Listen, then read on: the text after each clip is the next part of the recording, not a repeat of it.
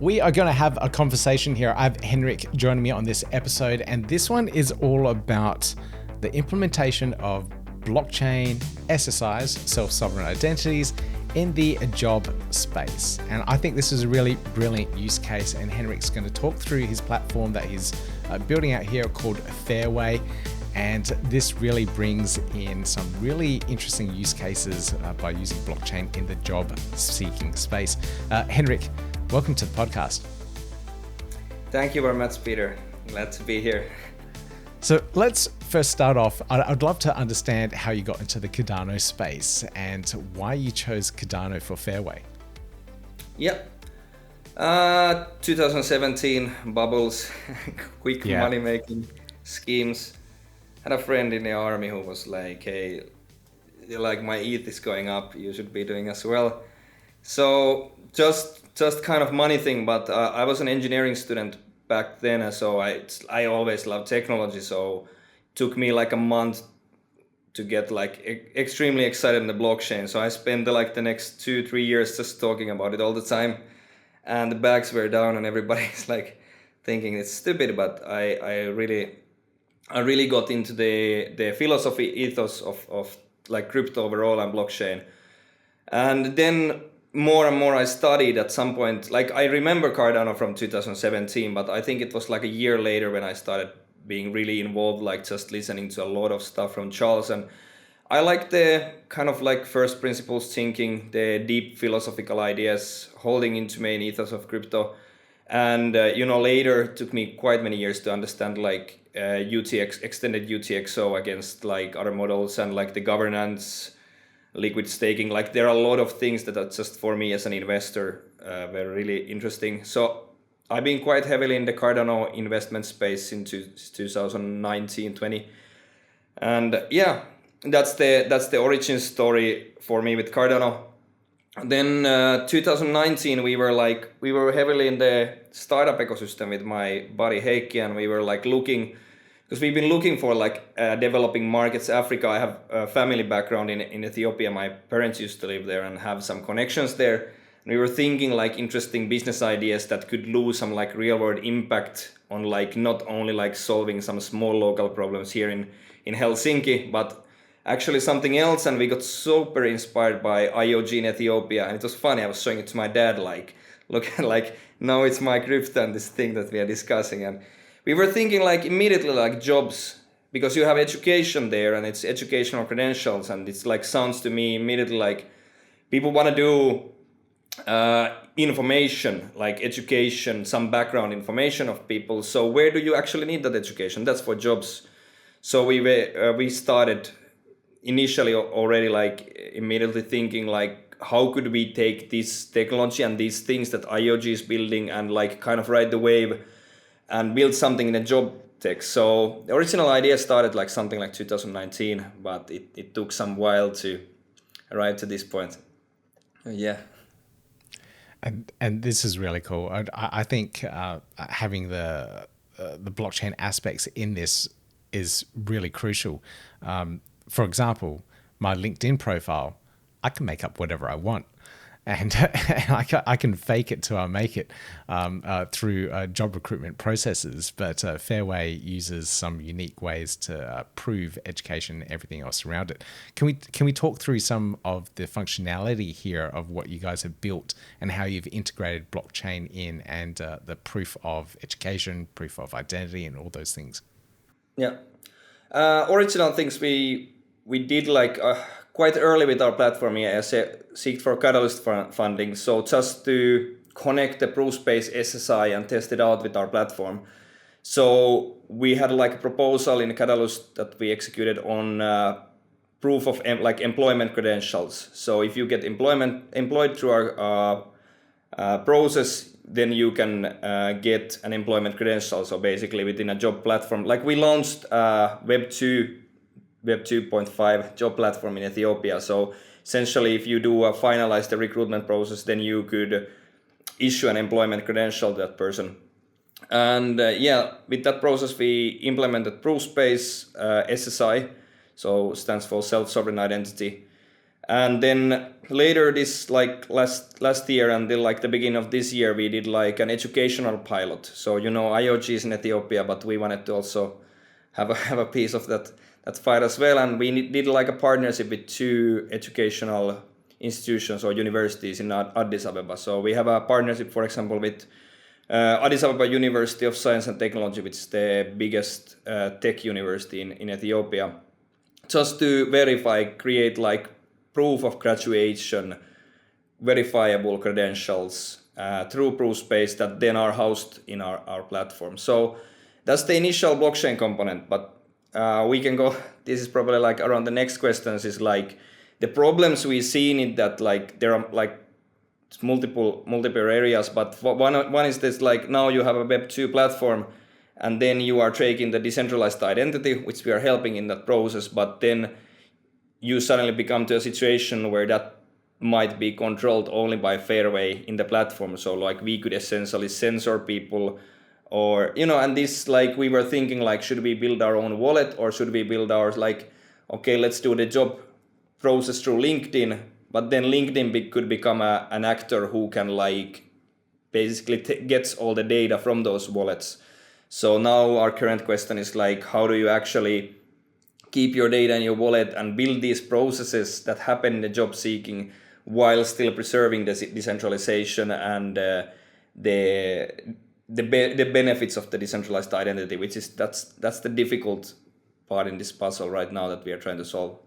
So there's so much to this, and I'd like to know when did you launch the platform exactly?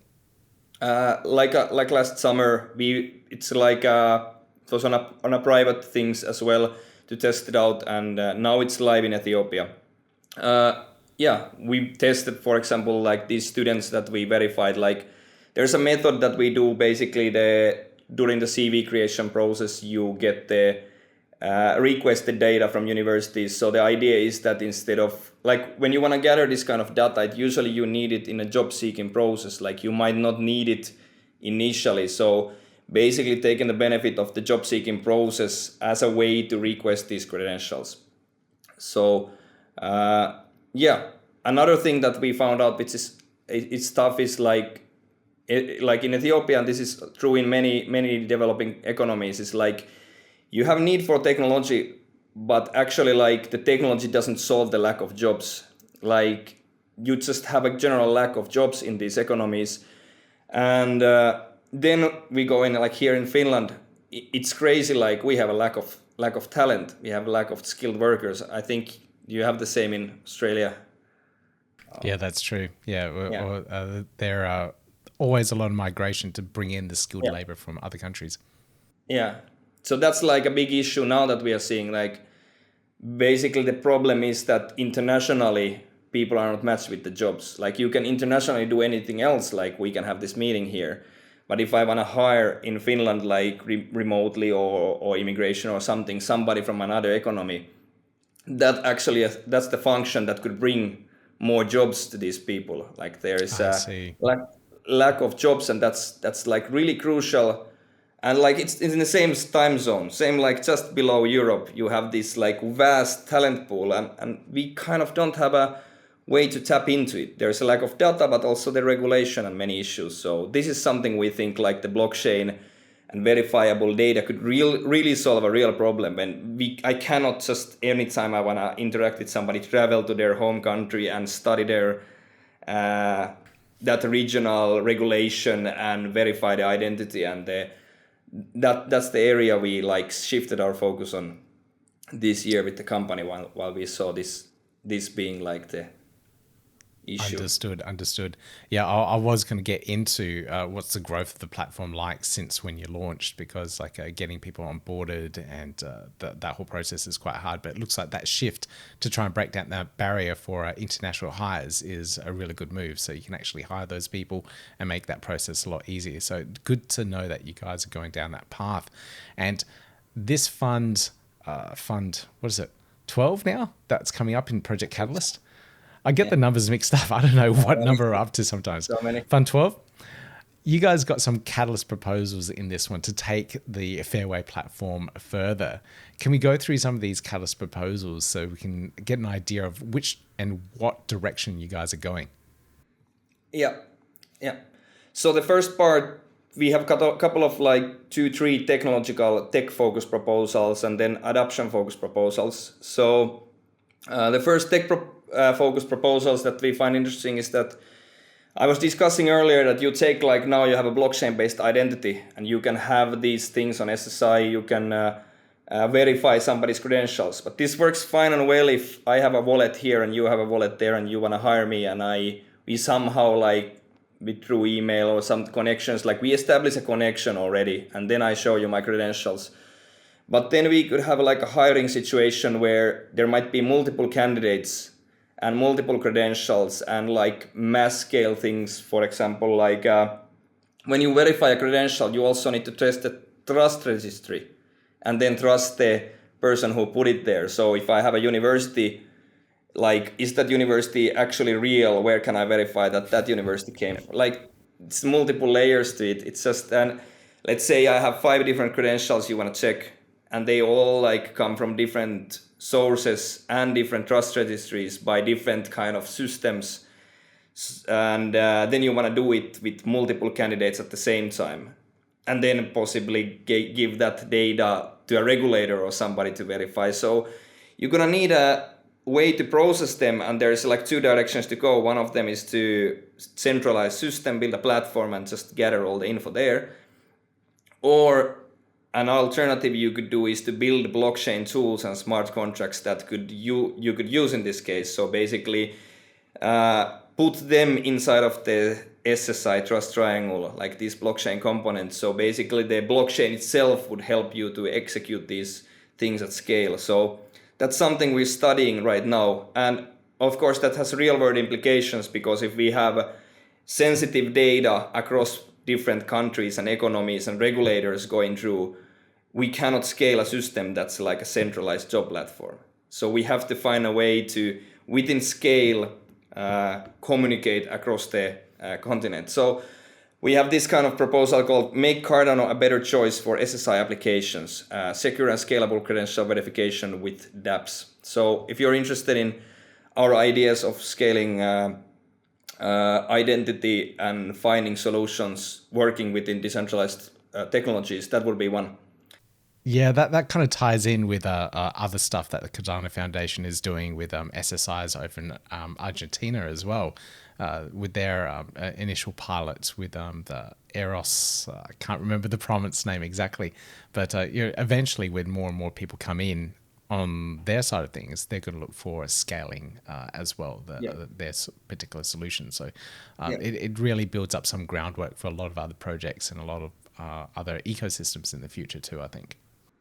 Yeah, definitely. Basically, we have this conversation always. You hear different ecosystem players talking about supply chain or whatever it is, like that data, you utilize the blockchain, but then actually having like a real world identity. For in our case, it's a professional identity that you interact with the blockchain. Like we need, this proposal is fully open source, so, or like we do it with dual licensing, so the community could take an advantage of whatever innovation we come up with.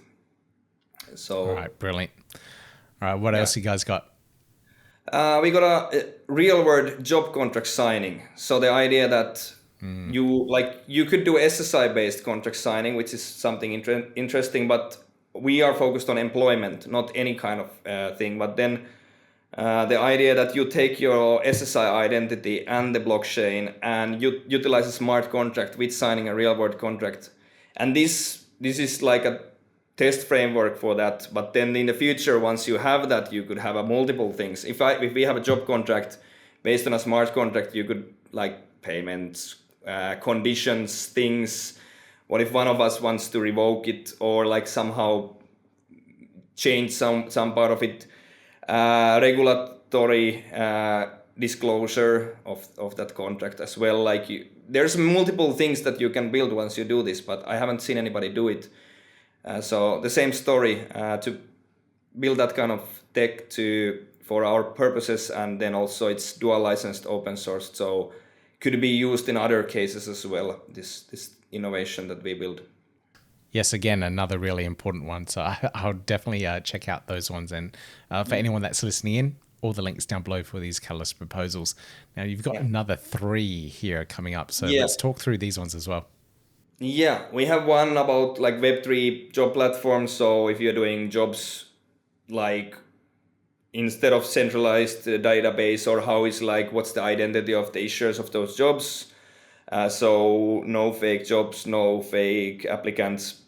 That's a more experimental proposal. And then we have 2 adoption proposals. So as I mentioned, have done close to 50, more than 40 students in Ethiopia with ProSpace. So we just want to bring that number to 500 additional people within this thing. So work with more universities, just get more adoption. And I think it aligns pretty well on what IOG and what other participants are doing in these economies. So just building case studies. We have a complete like Finnish Ethiopian team, or most of the guys are like Ethiopian born, although like they live in here in Finland and Ethiopia. So we have really good, strong position to go on this and expand on it.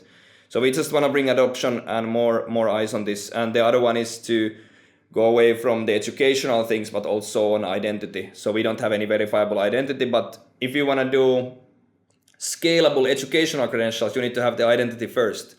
Because if I go to my university and ask them to send me a credential, I should be able to prove with my wallet that I'm actually me. Yeah. So we want to like work. They recently announced like a new identity registry, FIDO national ID in Ethiopia, and they like this kind of identity verification is advancing. So we are trying to strike a small partnership with the local regulatory authority or organization, so we could bring verifiable identity information also in and pilot that. This is brilliant. You're essentially continuing on all the work that IOG did in 2022, 21, 22. Again, I forget the numbers, forget the years, it all blends. But yeah, you guys are continuing that work, which is absolutely brilliant to see. So I'd highly recommend anyone that was following that narrative back then and wants to keep this going to really support you guys in these various Catalyst proposals, so you can do so. I do have one little question here around the issuing of the education credentials, etc. What does it cost the students to use the platform? Zero.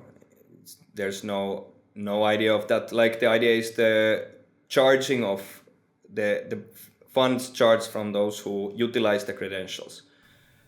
Gotcha. So, okay.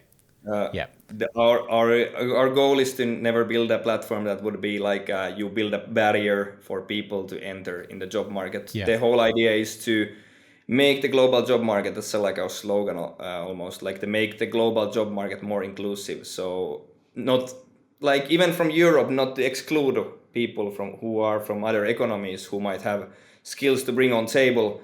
So, and if you look at the price of the immigration currently in Europe, just to find the right people, and then also like what if it goes wrong, and the like price of checking that data, and also for businesses to source that talent and find it. I feel like there is a big potential for quite a substantial money in the future without making the